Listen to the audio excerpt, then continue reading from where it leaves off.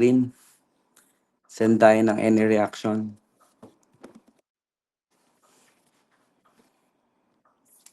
Just open our cam po. Mabilis lang para ma-check lang natin yung mga nandito. So, buksan natin ang ating mga camera for a minute. Ayan, Pastor Brian is here. Nandito pala ang mga kaibigang pastor. From Cavite, Pastor Jan is here. Ayan, sino pa po yung mga nandito? I believe Pastor Tercy from Tarlac is here. So, even Kuya Dewey is here. Andyan pa ba si Kuya Dewey? Andyan pala ang Nanay Fe at ang Tatay Arnel. mga parents ko po. Napaka-supportive ng mga taga Marinduque. Ayan, sa lahat po ng mga nandyan, hindi ko lahat kayo makita. Pastor Erickson is here, Princess is here, and syempre po, ayan, sa lahat po ng mga nandyan. Sige po, pwede na po kayong mag-close po ng camera. Salamat po sa inyong cooperation. So, salamat po kay Pas Lara and kay Pastor Will. Parang first time kong ma-invite nang wala kaming personal pang connection, kaya nangingiti ako. Salamat po sa pagtitiwala.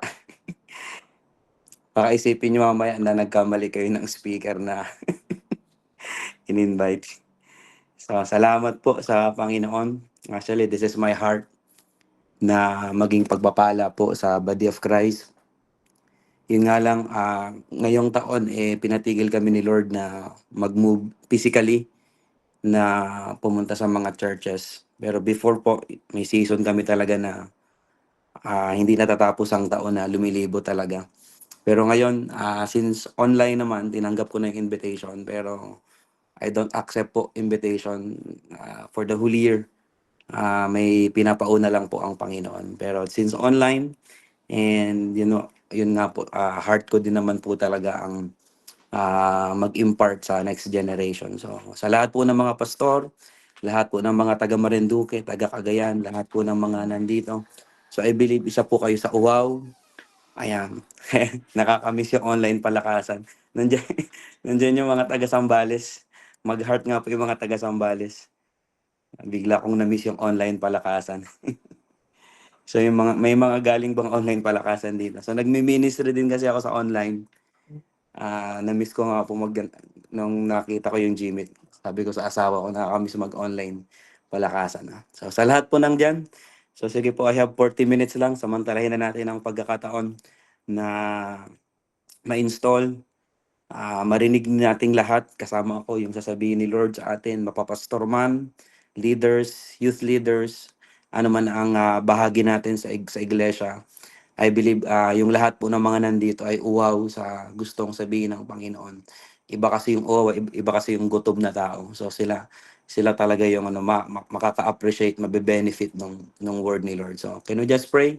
Ngayon pong gabi, can we just close our eyes, let's all bow down. Father God, we honor you, we love you, we respect your holy name, we have reverence on you, Holy Spirit. Salamat po for divine connection, Panginoon. Hindi man pa kami nag-meet in person, physically, Panginoon, but we believe, Panginoon, na kayo po ang connect nito, Panginoon. Kayo po ang may kalooban ng nangyari ngayon pong gabi, Panginoon. Nasa likod man kami ng mga phone po namin, Lord, we believe na kaya niyong magministeryo, kaya niyong magsalita, kaya niyong magtuwid ng mga likong buhay, likong pananaw, Panginoon.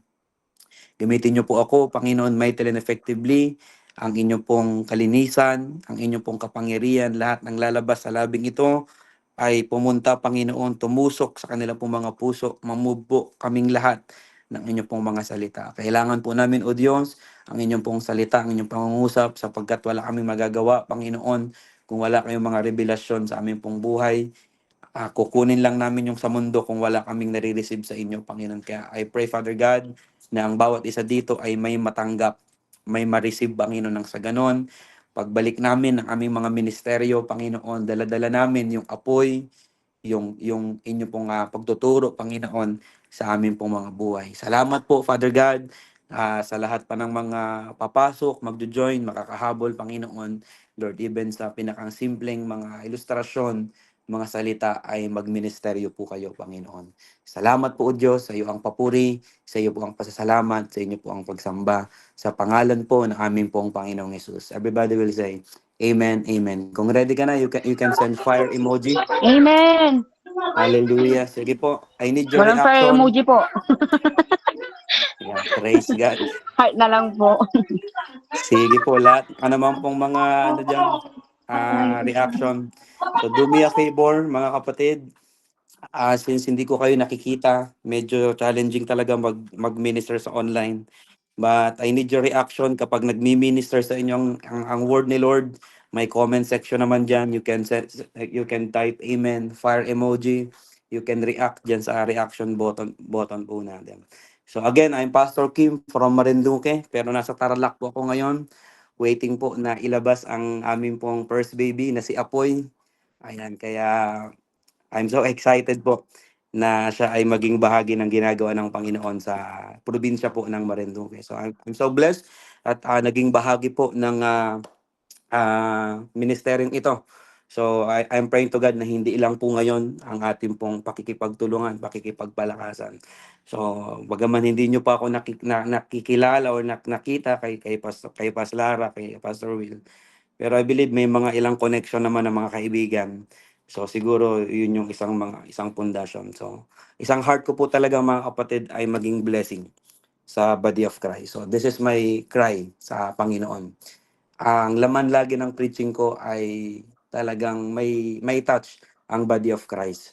Kaya masaya din ako kasi nakarating na ako ng Cagayan, Balesteros.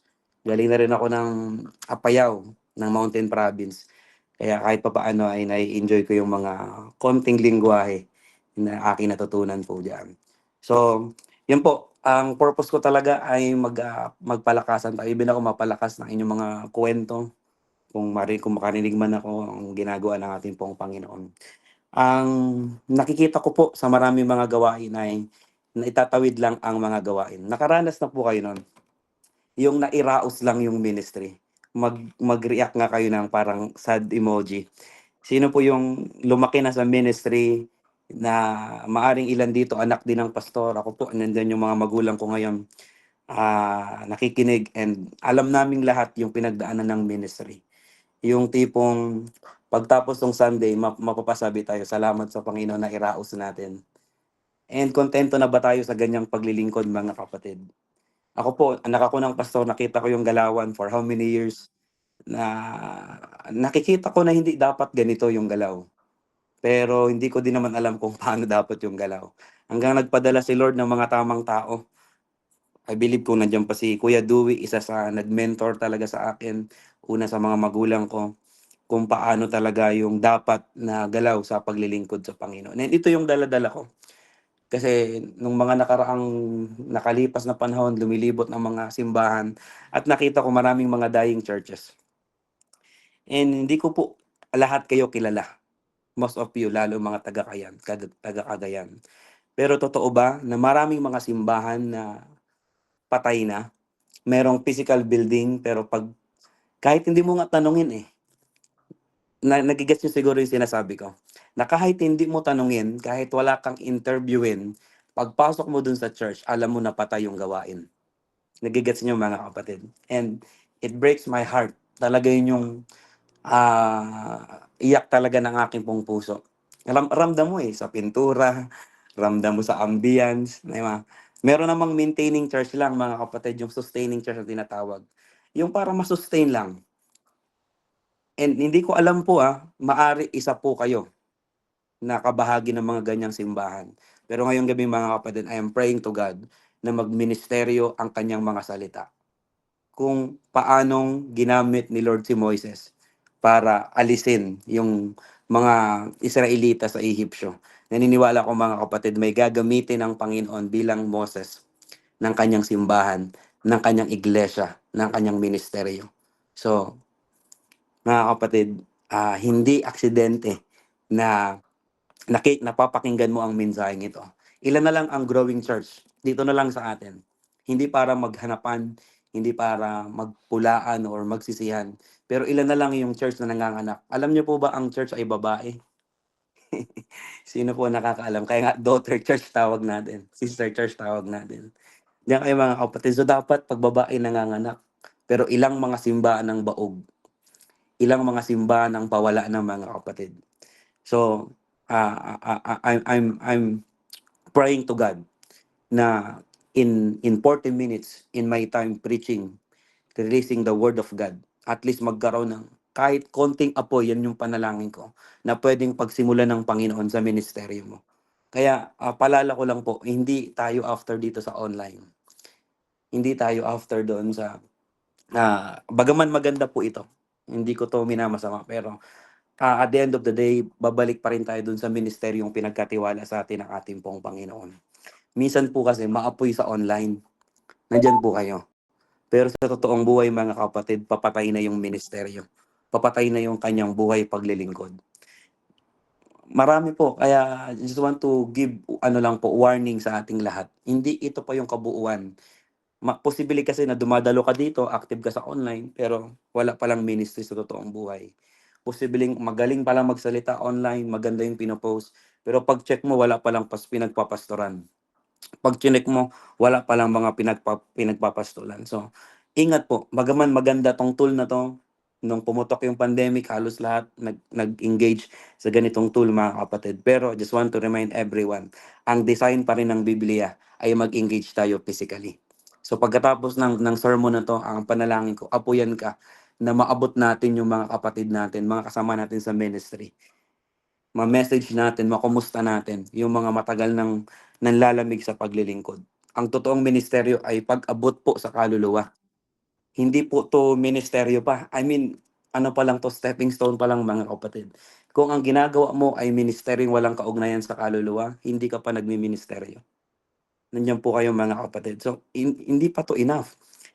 Kumbaga ano lang 'to, pangpasarap lang 'to, pangdagdag lang 'to, mga kapatid. Kaya ingat po, mga kapatid ko. Hindi lang tayo active sa online fellowship, tapos wala tayong simbahan, tapos wala tayong pastor, tapos wala nagko-correct sa atin. So ingat po, mga kapatid. So anong gusto kong puntuhin? Madali lang ma-hype ang resulta. Madali lang mag-gather ng maraming mga tao. Madali lang mag-online. Actually, kahit nga hindi kayo magpakita, hindi ko naman kayo kilala, di ba? Pero ang tunay na revival, mga kapatid, ay hindi lang pag-gather ng maraming kabataan at mapuspos nung gabi na yon. Nandiyan po kayo, mga kapatid. At pagkatapos, sila ang nagkajowaan pagkatapos ng revival night. Nandiyan po kayo, mga kapatid. Hindi po successful event yung camp na ginawa ninyo. I believe nagka-camp sina Paslara ngayon. Pero after ng camp, nagpalit ng profile picture. Si leader at saka si member ng group magkasama na sa profile picture. Magjowa na pala. I rebuke you in the mighty name of Jesus. Fail ang camp, mga kapatid, pagka ganyan. May isa kaming camp na napuntahan ako, personal na camp. Ilagay yung paalala ko. Sana po pagtapos ng camp na to, walang magkakajowaan. Kasi pag ganun lang nangyari, mga kapatid, nagsayang lang tayo ng ating mga gasolina, diesel, pera para i-gather yung mga kabataan natin. Hindi po yan, mga kapatid. Kaya madali lang dayain yung resulta. Kung usapang resulta lang, mga kapatid, mas marami sa atin ang Iglesia ni Cristo. Usapang pagkakaisa lang, usapang dami lang. So ibig sabihin, mas may revival ang Iglesia ni Cristo. No, mga kapatid, usapang follower lang, mas maraming follower ni Kibuloy kaysa sa atin. So ang revival, mga kapatid, hindi lang ang itatas ko kayo, hindi lang yung resulta nito. Yung ano ito, yung proseso nito, mga kapatid, yung pattern ng revival. Yan yung gusto kong itapik ngayon pong gabi. Yung pinanggagalingan, yung pattern, mga kapatid. May pattern yan. Hindi lang yan basta pumutok yung revival. Hindi, madali lang kasi yun. Mag-gather tayo ng maraming tao. Magpakain lang tayo, mga kapatid. Pupunta na ang maraming mga kabataan. Diba? Ipasok lang natin yung galaw ng mundo sa church. Marami nang pwedeng pumunta sa church. Pero hindi after si Lord yan, mga kapatid. So I wanna talk about on the subject pattern. Kung nagsusulat kayo, simple lang. Isulat mo lang yung word na pattern. Yan lang yung gusto kong matandaan po ninyo. Sa revival, palaging may pattern, mga kapatid. Tingnan nyo po ito. Feeding the 5,000. Matinding himala yun, mga kapatid. Matinding revival po yun. Pagpapakain, actually, hindi nga 5,000 yun eh. Kung tutusin, 20,000 yun, mga kapatid. Ang nalista lang, yung mga lalaki. Pero, kung titingnan mo yung kada account ng mga nagsulat po nito, bago nangyari yung pagpapakain sa 5,000, mga kapatid, pinaupo muna sila ng tig 50. Very simple lang yan in scripture. Pero makikita natin merong pattern na nangyayari. Yung water turning into wine, bago nagkaroon ng himala, first miracle in the Bible, pinuno muna yung banga. Tingnan nyo may pattern na dapat tayong pansinin. Yung nabuhay si Lazaro, mga kapatid, bago tuluyang nabuhay si Lazaro, may tao munang nag-alis doon sa harang ng libingan. Napapansin ninyo, mga kapatid, bago pumutok yung matinding himala, bago pumutok yung matinding revival, may dapat munang gawin. May kaayusan muna ang mga kapatid. Si Jesus and si Peter, di ba? Yung sa encounter yung unang encounter ni Jesus, ni Peter kay Jesus, diba? Anong command? Pumunta sa launch it into the deep, sa malalim, bago dumating yung napakaraming isda na lulubog ng kanilang bangka at pupunit ng kanilang lambat. And bago matapos ang ministeryo ni Jesus, nagpakitang muli siya kay Peter, mga kapatid, sa aklat ng John. At same thing, walang huling isda, magdamag ng huli. Anong command, mga kapatid? Hindi na sa lalim. Ano po? Ihulog saan? Bandang kanan. Napansin ninyo, mga kapatid, bago pumutok yung matinding revival, matinding himala sa ministeryo, sa buhay ng isang tao, sa pamilya, sa mga simbahan, dapat may kaayusan muna ang mga kapatid. Nakita niyo yung pattern. So tingnan niyo, mga kapatid, sa bawat iglesyang kinabibilangan mo ngayon, may paulit-ulit na nangyayari kung bakit ganyan ang church. Sa bawat ministeryong kinabibilangan mo ngayon, merong paulit-ulit. Yun yung pansinin mo, mga kapatid. Tandaan mo to, hindi niya sinasamahan yung mga taong walang kaayusan. Hallelujah. Hindi ko alam kung nagpumapasok yan sa inyo. Hindi niya sasamahan ang ministeryong walang kaayusan. Pwede niyang samahan, kaya niyang samahan, pero hindi niya gagawin. Walang pabor ang Diyos sa ministeryong walang sistema. Hallelujah. Hindi tayo apoy-apoy lang, mga kapatid. Hindi lang tayo, speaking tongues lang, mga kapatid. Ginagawa natin yung mga bagay po na yan. Pero kindly check your ministry. Evaluate your ministry. Hindi niya sasamahan, mga kapatid, yung walang kaayusan. Diyos siya ng mga sistema. Tandaan po natin. Kaya nga yung paglikha niya sa ating katawan, ilan ang sistema sa ating katawan kung papansinin po ninyo. Di ba? Solar system. Ang Diyos ang lumikha po niyan. So listen to this. Hindi ako propeta, mga kapatid, pero ipoprophesy ko. Kaya walang revival sa loob ng church ninyo, magulo ang church ninyo. Hallelujah. Nandyan pa kayo, mga kapatid. Maraming church na walang revival na nangyayari. Simple lang, mga kapatid, pansinin mo yung loob. Magulo sa loob. Paano ka papadala ng 100 membro kung doon pa lang sa 10, mga kapatid, hindi na natin maituwid ng tama. Nangangarap tayong may maayos na ministeryo, halimbawa sa Cagayan. Diba? Pero sa simpleng practice ng worship team, walang kaayusan. Nandiyan po kayo, mga kapatid. Gusto natin magkaroon ng maayos na pamilya. Tayong lahat naman di ba? Magpuso nga po yung gustong magkaroon ng maayos na pamilya. Sinong church ba ang ayaw na magkaroon ng maayos na pamilya? Halos lahat tayo, kasi ang church, ang Malagong Church ay binubuo ng maayos na pamilya. Pero listen to this, makinig po kayo, mga kapatid. Pero walang ginagawa si pastor sa mga 13 years old na pumapasok sa relasyon sa loob ng church. Nandiyan kayo, mga kapatid. We pray for good ministry. We pray for the revival of the church. We pray for the breakthrough of the church. Pero may ginagawa ba si leader doon sa 13 years old na naghahanap ng boyfriend sa Facebook? Doon sa mga member ng worship team, 13 years old, 14 years old, mga kapatid, nakailang palit na ng jowa sa loob ng ministry. And yet we pray for the revival, and yet we pray for the breakthrough of the church. Gusto natin ng magagandang gamit, hindi mo mapunasan yung gamit mo sa church. Nandiyan kayo, mga kapatid. Pastor, listen to this. With humility, I am saying this with humility. Kapag hindi tayo nagsasalita sa isang maling bagay na nakikita natin sa loob ng ministry, tahimik tayong pumapayag dito. Hallelujah. Ulitin ko. Pastor, mga leader, kapag hindi tayo nagsasalita sa mga maling bagay na nakikita natin sa loob at labas ng church, tahimik mo itong pinapayagan. Hallelujah. Hallelujah. May kausap pa ba ako mga kapatid? Tapos, we cry for the revival. Nag-i-aim tayo na mag-gather ng maraming kabataan. No. Mga kapatid, ang revival ay resulta na lang ng kaayusang ginawa natin. Una, sa sarili at sa harap ng Diyos. Nandiyan po kayo mga kapatid. So, may tanong po ako mga pastor. With humility. Ganito lang po ako mag-preach. With humility. Ito yung tanong ko mga kapatid. Paano nyo po malalaman ang future ng church ninyo? After 10 years, saan kayo pupunta? After 15 years, ano ang kalagayan ng church? Listen to this. Tingin po kayo dito. Tingnan mo lang yung kalagayan ng kabataan nyo ngayon. Hallelujah. Nandiyan kayo mga kapatid. Makikita mo na kung saan papunta ang simbahan after 10 years. Tingnan mo lang ang kalagayan ng kabataan nyo ngayon. Kaya number 1, in this sermon, don't just discern spirits, observe patterns. If you're taking notes, kung may bukas na mic po, paki-check, paki-close naman yung bukas na mic. Number 1, don't just discern spirits, observe the patterns. Kaya sabi ko nga po sa inyo mga kapatid, malalaman nyo na kung saan papunta yung church, check nyo lang yung youth department nyo. Binabato ni Lord parang ilang buwan na sa amin sa church na sometimes hindi na natin kailangan pala mag-pray. Hindi ko sinasabing hindi na tayo mag-pray. Pero obserbahan mo lang yung pattern na paulit-ulit na nangyayari sa church, nangyayari sa tahanan, nangyayari sa iyong department. Don't just discern spirits, observe the patterns. Sa Gawa chapter 3, pundasyonan ko mga kapatid, ng isang kwento. Dito to binaba ni Lord eh.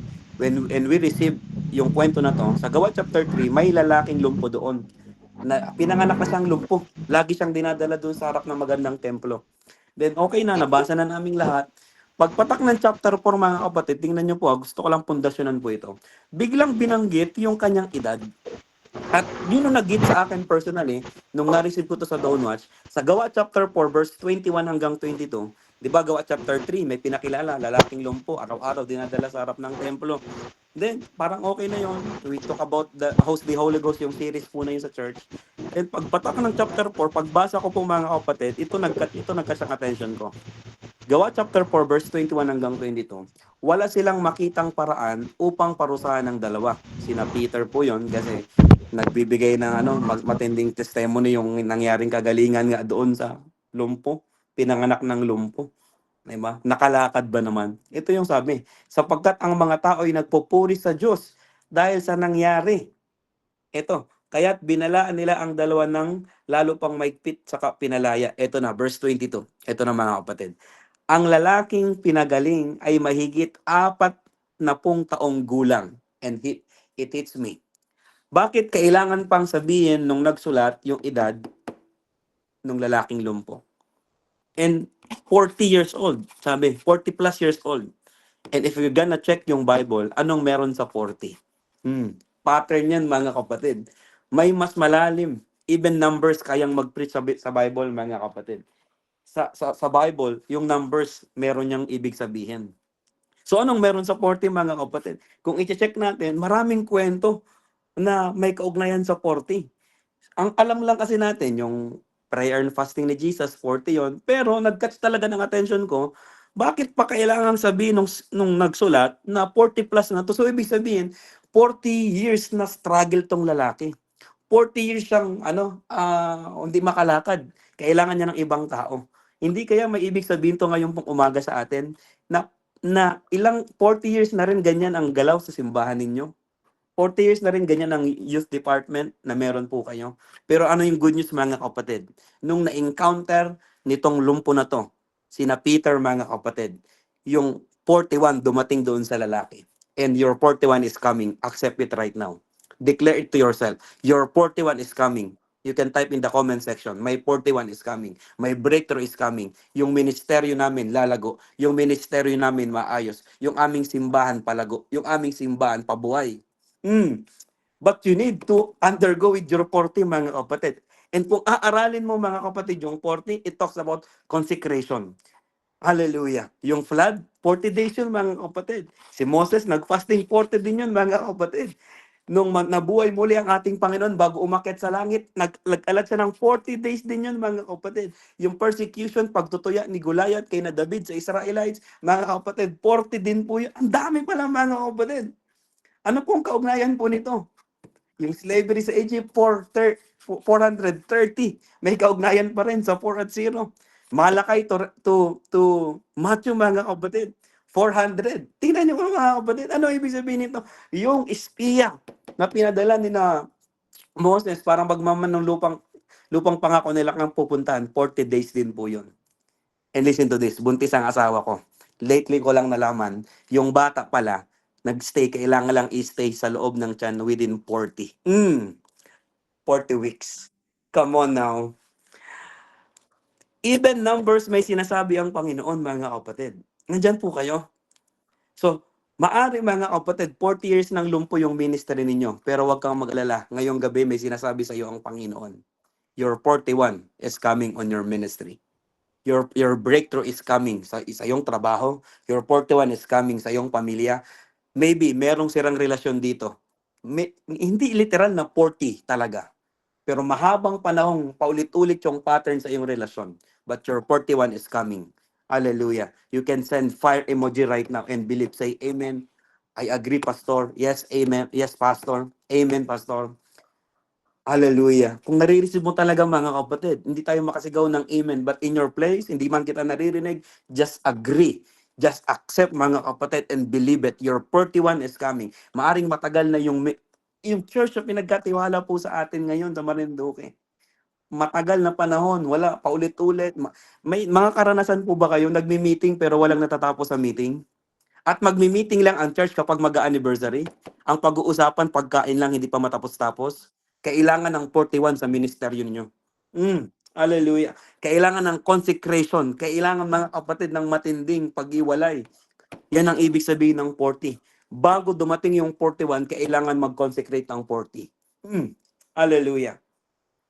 At yan yung ibig sabihin niyan, mga kapatid. Madaling mag-gather, makita natin parang revival kuno. Pero lahat ng mga revival kuno na hindi dumaan in 40, mga kapatid, 3 linggo lang wala na ang revival. Ilang linggo lang, mga kapatid, wala, balik uli, away-away sa church. Nandiyan kayo, mga kapatid ko. Hallelujah. Magiging legit lang ang revival, mga kapatid, kung idadaan sa 40. It means test, promise, consecration and preparation, judgment and discipline. Ibig sabihin, transition and renewal. Lahat ng mga sinabi kong 40, lahat yan may kaugnayan sa sinasabi ko. Holiness and purity. Hallelujah. May kaugnayan ang paghiwalay ng buhay mo ngayon sa magiging tagumpay ng ministeryo mo bukas. Hallelujah. Madaling gumayat. Lahat ng nangyayari sa social media ngayon, madaling gayahin, yung mga bidyong nakakatawa, ilapat lang natin. Pero hindi yan yung mag-cause ng revival sa church. Sa promotion sa video, di ba? Gaya-gaya na lang tayo para makapag-invite lang. Pero mga kapatid, kapag consecrated ang isang tao, kapag dumaan sa 40 ang leadership, mga kapatid, ngiti pa lang, they will encourage to join the church. Nandiyan po kayo, mga kapatid. So, kumusta yung 40 na meron ka? Again, 40 means consecration. Mag-stick tayo doon. Iniiwalay ka ng Panginoon bago dumating yung 41. Yung bata, kailangang dumaan ng 40 weeks bago ilabas. Pag lumabas siya na wala pang 41, naka-40, maaring premature. Nandiyan kayo, mga kapatid. Kaya may mga pagkakataong hindi mo dapat i-launch muna. May mga pagkakataong hindi mo agad dapat ipakita, mga kapatid. So, kumusta yung mga bagay na hindi muna pinapagawa sa'yo ng Diyos within your 40? Ano ang mga bagay na pinapatigil sa'yo ng Diyos within your 40? Ano yung mga libro na pinapabasa sa'yo ng Diyos within your 40? Ano yung mga bagay na pinapa-uninstall muna ni Lord within your 40? Ano yung pinapasimula na ng Diyos sa'yo within your 40? So, padaliin lang natin. I-conclude natin sa 3 bagay. How's your fasting life? When we talk about consecration, we talk about, mga kapatid, pag-deny ng sarili. Kaya kung ituturing mo lang yung fasting na hindi ka kakain, mga kapatid, mababaw po yan. Pero kung ituturing mo yung fasting na magdi-deny ka, pag-deny ng sarili, kasi bakit? Yung nakikita nating malagong ministeryo, yung ibang mga simbang nakikita nating lumalago, mga kapatid, ang hindi natin nakita doon, marami silang dininay. Ang prerequisite lang pagkain. Hallelujah. Nandiyan kayo mga kapatid. Sa pagpapatuloy mo sa ministry, ang dami mong i-deny. Emosyon mo, karapatan mo. Kaya hindi lang to patungkol sa hindi ka kakain. How's your prayer life? Marami pong mga church may prayer meeting pero walang prayer life. May kausap ako mga kapatid. Marami po marunong mag-pray pero walang prayer life. Nandiyan kayo mga kapatid. Kung hindi ka na nagpipray mga kapatid, para bang sinasabi mo sa Panginoon, kaya mo na. Lord, kaya ko po kahit wala ka. Mag-ooperate ang ministry kahit wala ka. Totoo naman, pwede naman, pero hanggang kailan? Nandiyan po kayo mga kapatid. So, ano pong ina-address ng fasting life, yung consecration life natin? To deny yung buhay na to, emosyon, karapatan, mga gusto mong sabihin, pero darating ka sa pagkakataon na kahit gusto mong magsalita, hindi ka pagsasalitain ng Panginoon. Nandiyan po kayo mga kapatid ko. Diba? Prayer life, it means humility. How's our Bible reading? Fasting life, prayer life. How's our Bible reading? Kung ang Bible reading ay pagbubukas lang ng talata at paglalagay ng soap, yung ating pattern, ano man ang pattern na ginagamit ninyo, mababaw yan mga kapatid. Logos pa lang yan. Bubuksan mo yung Bible para lang may mapacheck ka sa Sabado. No mga kapatid. Dapat may revelation. Dapat may rema na tinatawag. Kasi pag wala ng revelation, mga kapatid, anong gagawin natin? Kung ano ang uso sa Facebook, yun ang isasalang natin sa church. Kung ano ang ginagawa ng mga nakikita natin sa social media, di ba? Gugulong-gulong tayo sa mga promotion natin para lang makapag-invite tayo. Pero mga kapatid, walang lalim dyan. Nandiyan po kayo. Kaya napakadelikado na ang simbahan wala ng fasting life, wala ng prayer life, wala ng revelation galing kay Lord. Ang mga tao, tingnan niyo po, lahat ng pinag-uumpisahan ng gulo sa church ay dahil wala na ang tatlong ito. Ulitin ko, lahat ng gulo sa church nanggagaling dahil wala na, mga kapatid, walang pag-deny sa sarili. Hindi ko alam kung nakasaksi kayo mga pastor, magsusuntukan. Mga church leader, nagpaparinigan. Nandiyan kayo mga kapatid. Pero kung ang leadership ng church may pag-deny sa sarili, hindi mo pagbibigay yung ganyang pakiramdam. Diba? Kung ang church ay may humility, kung ang church ay may revelation pa, hindi tayo manghihiram sa mundo. Ilang mga simbahan na ngayon sa ating henerasyon, kung tatanggalin lang yung mga pangalan, parang wala na ring pinagkaiba sa galaw ng mundo. May kausap ako mga kapatid. Hindi ko alam kung naisip ni Pastor Lara na nagkamali siya ng in-invite ngayong gabi. Hindi naman po. Praise God. Hallelujah. Timing nga po eh. Actually, yan po yung pinag-uusapan namin lately, yung Pastor Vin. Praise God. Kaya magulo po ang ministeryong hindi dumadaan ng 40. Hindi binabantayan ng 40. Listen to this. Hindi ko kayo lahat kilala. Listen. Lahat ng gulo ngayon sa church ninyo, may kaugnayan yan tatlo. Ulitin ko. Lahat ng kaguluhan ngayon sa church ninyo, may kaugnayan yung tatlo. At may malaking responsibility yung nasa likod ng ministry. I'm saying this with humility. Mga kapatid, kung ano ang muka ng church, yun yung galaw ni pastor. Kung ano ang muka ng department, yun ang galaw ng department head. Kung ano ang kalagayan ngayon ng worship team, may malaking kaugnayan yung music director nila. Hallelujah. Is this making sense mga kapatid? Pastor, bakit alam na alam mo? Diyan kami galing. Hindi tayo magkaiba, magkakaspirito tayo mga kapatid.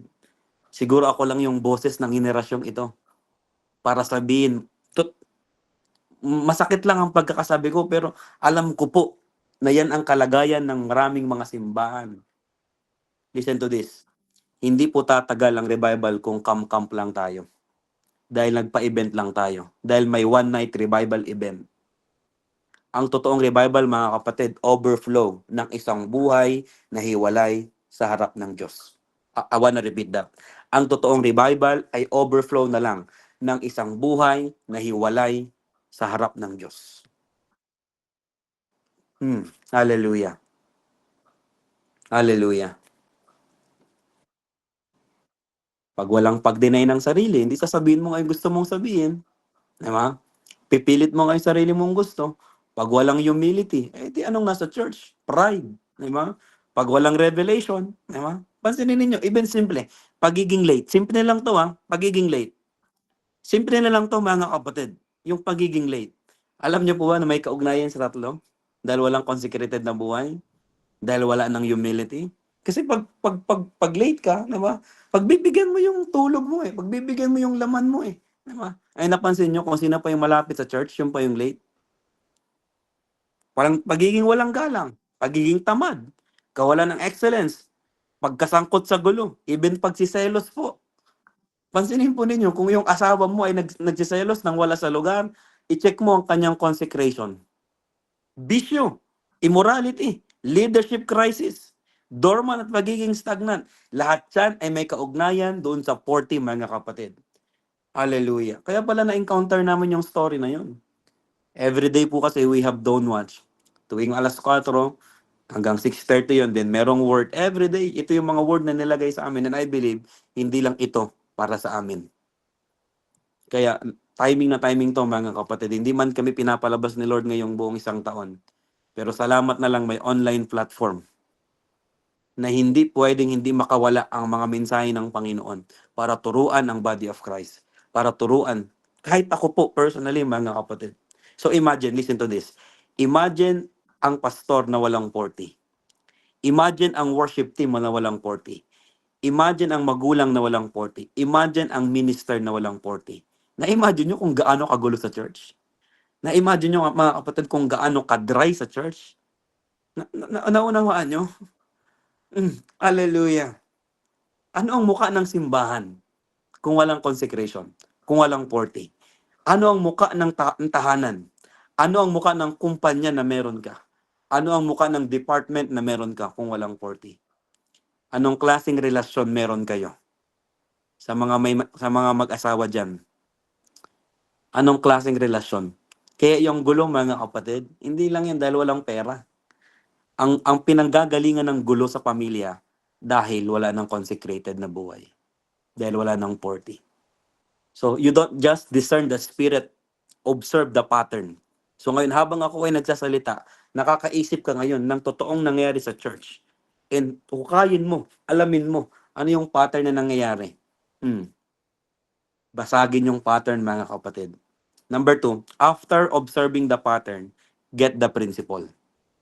Number 2, after observing the pattern, get the principle. Let's put the context ng journey ng mga Israelita. Pansinin po ninyo. From Egypt, mayroong nagtawid. Anong pattern? May Moses na tatayo. And I pray to God, may kinakausap na Moses ngayon sa ating 44. Praise God, pati yung attendance natin ngayon uma-align. Hallelujah. Sa mensahe ng ating pong Panginoon. Diba? May Moses na dapat tumayo. May Moses na dapat tumayo, mga kapatid, na maglabas ng mga Israelita doon sa Egyptio. Hallelujah. And kailangang dumaan sila ng wilderness. Ano bang kalooban ng Panginoon? 40 days? 40 years. Diba? Para nag-stick na tayo ng 40 years, kailangan talaga lang dumaan. Hindi, mga kapatid. Ang kalooban lang ni Lord, 40 days. 11-day journey nga lang yun Pero hindi nila yun pwedeng tawiran ng 11 days lang, mga kapatid. Kasi kailangan nilang dumaan in wilderness kasi forming season yun. Yung isip nila doon sa Egyptio, kailangan ituwid doon sa wilderness. Kaya ang pattern, kailangan talagang dumaan ng wilderness. Hindi natin pwedeng skip yun, mga kapatid. Yun nga lang, mga kapatid, they are meant to pass through lang. But they stay. Bakit? Because of disobedience, kawalan ng pananampalataya. Marami bang mga Kristiyanong ganyan? Yung hindi mo alam kung born again o kung ano. Kasi nasa gitna. Wala sa Egypt, wala din sa promised land. Nasa wilderness. Hindi mo alam. Naniniwala sa tithes? Hindi naman nagta-tithes. Hindi naman kontra sa leadership? ayaw din namang sumuporta sa leadership. Marami mga Kristiyano nasa gitna. Wala sa Egypt, wala sa Promised Land, nasa wilderness. Nakita niyo mga kapatid? Kung obserbahan niyo yung pattern, andiyan po kayo. Hallelujah. Kung may Joshua, kung may Moses na ginamit para alisin sila sa Egypt, may mga Joshua din dapat na tumayo para magpasok naman sa Promised Land. Hallelujah. So, napansin niyo yung pattern, pagtapos ng mana, anong sunod? Nawala na yung mana, 'di ba? Nung nakapasok sila sa Kanaan. Prutas naman. Hallelujah. May mga tinanggal ba si Lord ngayon sa iyo na nasanay ka na for that mana? Huwag kang mag-alala. Pag tumigil yung mana, prutas ang kasunod. Yung isa kinukuha lang, yung isa naman itatanim mo. Hallelujah. Andiyan kayo mga kapatid. Simple observe the pattern and get the principle. Hindi literal na 40 days kang pinapa-consecrate ni Lord, pero may mga kinakausap ng ating Panginoon na why not uninstall mo muna yung phone, yung app mo diyan sa phone mo. Why not wag ka munang mag-join ng ganitong mga bagay. Kaya nga even ministry, maniwala kayo sa hindi. May mga dealing si Lord, mga kapatid, na iagwat mo muna ang iyong buhay. Hindi para magstay na doon ha, or hindi na para hindi na dumalo. Pero may mga pagkakataon mga kapatid na hindi mo dapat kunin yung invitation. Hallelujah. Nandiyan kayo mga kapatid ko. Kapag hindi ka nagpa-form sa 40, mga kapatid, kasi forming yun eh. Pero pag lumagpas doon, cursing na mga kapatid. Ang goal ay dumaan lang. Magpa-form ka lang doon. Kaya tingnan nyo mga kapatid, dahil matigas ang ulo po nila eh. Lahat ng 20 years old pataas. Ano po? Anong sabi ni Lord? Hindi na kayo makakapasok. Mamamatay kayo dito pa ikot-ikot. Diba? So anong gusto po natin mga kapatid? Mag-perform at makapasok sa lupang pangako o magstay na lang sa wilderness hanggang mamatay? O itong malala, bumalik na lang sa Egypt.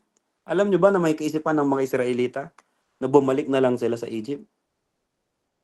Nandiyan po kayo mga kapatid. Sana hindi tayo dumating sa ganyang mga bagay. So ano po ang totoong kalagayan ng ministry nyo ngayon? Marami bang member ng church na nasa gitna lang? Mga tumanggap sa Panginoon, nakakilala sa Panginoon, pero ayaw iangat ng kanilang paglilingkod sa Panginoon? Church, I believe may kinakausap ang ating pong Panginoon. Maybe magsisilbi kang Moses, maybe ikaw yung Joshua na magtatawid and Caleb sa mga kasamahan mo sa church. Observe mo lang yung pattern sa Bible. Halimbawa, Abraham's life, Joseph's life, David's life. Ano yung meron sa kanila? Test before the promise. Napansin nyo, anong meron kay Rahab, kay Gomer, diba? Mga ginamit ng Panginoon kahit may mga pangit na kwento. Hindi ko alam, baka isa ka rin sa may pangit na kwento, pero God will still use you, forgives you, even use you in the ministry. Diba? Anong pattern kay Samson, kay King Solomon, di ba? Babae ang nakikita natin diyan, na kahit gaano ka-anointed, pag hindi mo nabantayan ang iyong sarili sa lust, sa babae, diba? Sa lahat ng mga anointed, mga batang pastor, diba? Alam na natin eh. Pero dahil gusto pa rin natin, hindi. Diba? Obedience story ni Noah, ni Jesus, ni Abraham, diba? May mga pattern yan mga kapatid. Kay Gehazi, kay Ananias and Sapphira, anong parehas nila? Anong pattern nila? Di ba pera? Nandiyan kayo mga kapatid. Kay Zacarias and Paul, anong pagkapares nila? Yung isa binulag, yung isa pinipi, bago na-receive nila yung kanilang matinding breakthrough. Napansin niyo mga kapatid? Si Elizabeth, si Anna, si Sarah, anong pagkakapares po nila? Napansin niyo? So ang Bible nagbigay ng pattern. Observe natin yung pattern, kunin natin yung principle. Napaka-bless nga natin ngayon eh. Napansin niyo? Kaya hindi po malayong lumago ang ministry. Huwag lang nating haluan ng kalokohan. Church, mga pastor, hindi malayong lumago ang ministry. Huwag mo lang haluan ng kalokohan. Tingnan nyo, hindi po madamot si Lord. Hindi po limited si Lord. Minsan, di ba? Alam niyo po ba ngayon, totoo po pala talaga yon. May mga pastor na sa chat GPT na lang, nagtatanong, ipipreach nila lang Sunday. Come on now. Hindi po limited ang Biblia mga kapatid. Bakit ka manghihirap? Magandang tool ang ChatGPT, ang internet. Magandang, ako ginagamit ko yan as a tool. Pero yan ang aking ipipreach. make me a sermon about Holy Spirit. Hallelujah. Bakit? Dahil wala ng consecration.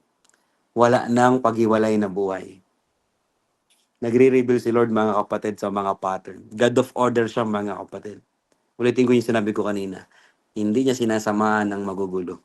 Bagaman, kaya niyang samahan, pwede niyang samahan. Walang pabor ang Panginoon sa mga simbahang walang sistema. Nandiyan po kayo. So, ano po yung mga naobserba ng pattern sa ating sarili? Aminin mo nga sa iyong buhay, ano yung paulit-ulit? Huwag na sa ministry, sa atin na lang personal. Ano yung paulit-ulit? Diba? Saan ba nagtatago yung pattern? Sa habit, sa addiction, sa mindset. Diyan nagtatago yan eh.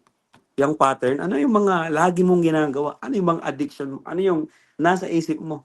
Kaya kung titingnan nga natin, wala na naman si Pero doon sa tabi nila eh. Pero ang sigaw pa rin nila, buti pa doon may pipino, may pakwan, di ba? Wala na si Pero doon. Pero may naiwan sa isip, mga kapatid. So, huwag ka lang mag-desire. Develop your prayer life. Maganda yung desire, sang bagay yun. Pero you need to start developing your prayer life.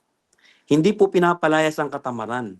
Kailangan mo talagang bumangon bukas ng madaling araw, manalangin. At hindi ka makakabangon kung tutulog ka ng alas 3 ng madaling araw, tapos babangon ka ng alas 4.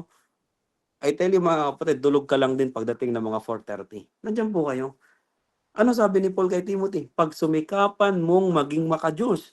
So, di ba? Hindi yan pinagpipray, Lord, gawin mo akong makajos. No. Pag sumikapan mong maging makajos. 1 Timothy chapter 4 verse 7. Nandiyan po kayo. May mga wala na yung spirit, pero may mga naiwan sa isip ba natin, di ba? Kaya po ang pattern hindi po pinapalayas. Winawasak 'to, mga kapatid. Hallelujah. You don't need deliverance again. You need discipline. And this is my last point. How to break that pattern. Sa ministry, sa personal, sa relasyon, sa pamilya. Number 3, ito po, napaka-solid po nito. Love God, discipline yourself. That's number 3 point. Dito ako magtatapos. Love God, discipline yourself. The best combination to break every pattern you have. Pag discipline lang, mga kapatid, magiging harsh ka lang sa sarili mo. Kaya mo yan in 3 months, pero mag-fail ka lang uli. Pero kapag nauna yung pagmamahal mo sa Diyos, mahal mo lang talaga ang Panginoon, yung pagmamahal na yon, it will lead you to discipline. Hallelujah. Hindi pwedeng discipline lang. Sino nga amin? Nag-discipline na rin tayo sa ating sarili. Diba? Tumagal naman, 1 buwan, 2 buwan, hanggang 3 buwan. Bumalik lang ulit tayo sa ating pong buhay. Pero mga kapatid, pag mahal mo ang Diyos, hindi ka bigatan ng mag-ayuno. Kapag mahal mo ang Diyos, marami pong mga simbahan, good works na ang ayuno. Good works na ang prayer. Anong good works, mga kapatid? Bahagi to ng ating pakikipagrelasyon sa Panginoon. Kailangan ko bang discipline, kailangan ko bang utusan yung aking sarili para mahalin yung aking asawa? Hindi, mga kapatid. Hindi to puntos ko na minahal ko aking asawa. Dapat kong mahalin ang aking asawa, mga kapatid. Asawa ko siya. May relasyon ako sa kanya. So, kung yung ministeryong ginagalawan natin ay dahil sa batas, may nagchat sa akin, Pastor, pahingi naman ako ng rules ninyo sa worship team. Kapatid, dyan kami nagsimula, pero I don't recommend yung mga rule number 1, rule number 2. Maganda naman yung mga bagay po na yan. Pero kung dyan lang tayo uwi, magiging legalistic lang ang ating mga simbahan. Nandiyan po kayo. Mahalin mo ang Diyos kahit walang nakatingin sa'yo. Darating ka ng tamang oras. Mahalin mo ang Diyos kahit walang nakatingin sa'yo. Hindi mo gagawin yung mga kahinaan mo sa buhay. Kasi bakit nag-umapaw na yung pagmamahal? Wala ka ng panahon. Hindi na nakakapasok mga kahinaan, mga struggle sa buhay. Bakit mas nag-uumapaw yung pagmamahal mo sa Diyos? Hallelujah. Nandiyan po kayo. Love God. Discipline yourself. Isipin mo na lang. Diba? Inabot tayo ng ating pong Panginoon. So, question before I end. Ano yung mga paulit-ulit na nangyayari sa'yo lately? Ano yung mga dapat mong bantayan? Yan yung mga dapat mong bantayan. Kung maganda, ipagpatuloy. Kung pangit, pabagsakin. So we have 3 tools. Very familiar, lagi niyong naririnig. When we fast, we deny ourselves. Practice to. Prerequisite to na marami pa akong i-deny. Gusto mo ng malagong ministeryo, marami ka pang i-deny sa paglago ng ministeryo. Pag tayo nagpipray, we humble ourselves before the Lord. Lord, hindi ko po kaya. Sinasabi mo sa Panginoon, kahit nagtagumpay yung gawain, Lord, hindi po ito sa aking sariling lakas. And when you have your Bible reading, you have fresh revelation. Kaya nga, hinaling tulad dito sa pulot pukyutan eh. Alam niyo po ba, ang pulot pukyutan lang ang pagkain hindi na-expire? Hallelujah.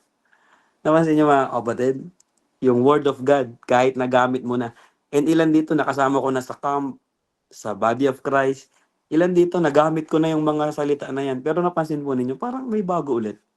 Kasi ang salita ng Diyos ay laging sariwa. Yun niya kayo mga kapatid, laging nagre-reveal. Alam ko yung ilan dito, nabasa nyo na. Pero sinong mag-agree ngayon na, oo nga no, ba't hindi ko nakita yon? Kasi ang salita ng Diyos ay laging sariwa. Matalim to mga kapatid. Tumutusok sa igabutura ng puso. Hallelujah. Nandiyan po kayo. So, let just be honest ngayong gabi. Diba? How's your spiritual life? Kumusta ka bilang anak? Kumusta ka bilang isang estudyante? Kumusta ka bilang isang asawa? How's your submission? How's your leadership? Kamusta ka bilang isang lingkod ng ating pong Panginoon? May mga paulit-ulit bang nangyayari? Mga kapatid, just sit on the feet of Jesus. Just have quick evaluation ngayon pong gabi. And apply lang yung mga natutunan po natin. Mga kapatid, pag dumating ka sa ganito, you will not pray for revival. Overflow na lang to. Minsan kasi, di ba, iyak natin, Lord, revival po. Pero mga kapatid, hindi mo na kailangang ipag-pray yung revival. Magpaayos ka sa harap ng Panginoon. Hiwalay mo ang iyong buhay sa harap ng Panginoon. Mamamalayan mo na lang, grabe, nagsasubmit lahat ng mga bagay. Yung asawang hindi mo naayos, bakit naayos? Yung ministeryong magulo, bakit maayos na? Yung patay ng mga kabataan, grabe ang breakthrough ng youth department. Bakit? Overflow na lang yan, yung revival. So hindi ka ngayon magpapakaiyak na magkaroon ng revival sa church. Ang pundasyon ng revival, ikaw, tayo po ng mga nasa likod ng ministeryo. Kung paano tayo mag-deny ng ating pong mga sarili. How's your 40, kapatid? Your 41 is coming, pero kailangang dumaan sa 40. Hallelujah. Palakpakan natin ang ating pong Panginoon. May sense po ba ang ating sinasabi? May mga natutunan po ba kayo? Is this making sense? May natulungan po ba? Any reaction? Any comment? Yes, Pastor? Ano yung word na Amen nag-give sa po. inyo? Praise the Hallelujah. Lord. Hallelujah. Let's pray. Let's pray. Father God, we thank you. We honor you. Salamat po, Panginoon, sa lahat ng mga mensaheng na i-release. Panginoon, I believe na ito po ay kalooban po ninyo, Panginoon. I pray, Father God, na kayo po ang magpaunawa doon sa area na kailangan nila, Panginoon. Especially yung puso namin sa mga ministeryong pinaglagyan niyo po sa amin. I pray to God, Panginoon, na mabuhay ang lahat ng mga patay, Panginoon. Hallelujah, na ministeryo. Magkaroon ng lakas ang mga nanghihina, Panginoon. Tumawag kayo ng Moses na gagamitin ninyo, Panginoon. At tumawag din kayo ng Joshua na gagamitin nyo rin, Panginoon, para i-launch sila papunta sa lupang pangako. Panginoon, marami pong salamat. Pinapagpala ko ang lahat ng mga iglesia, mga simbahan, mga pastors, leaders, ministers, every volunteers and serve team sa platform po na to. Even ng mag-asawa, Panginoon, kay Pas Lara, kay Pas Will, i-bless mo ang kanilang puso, naabutin po ang henerasyong ito, even ang Cagayan people, binibless ko po sila, Panginoon. Salamat po sa pangalan po namin pong Panginoong Yesus. Amen, amen, and amen. Send fire emoji, send heart. God bless everyone. Wow. Amen. Praise the Pastor Lord. Will,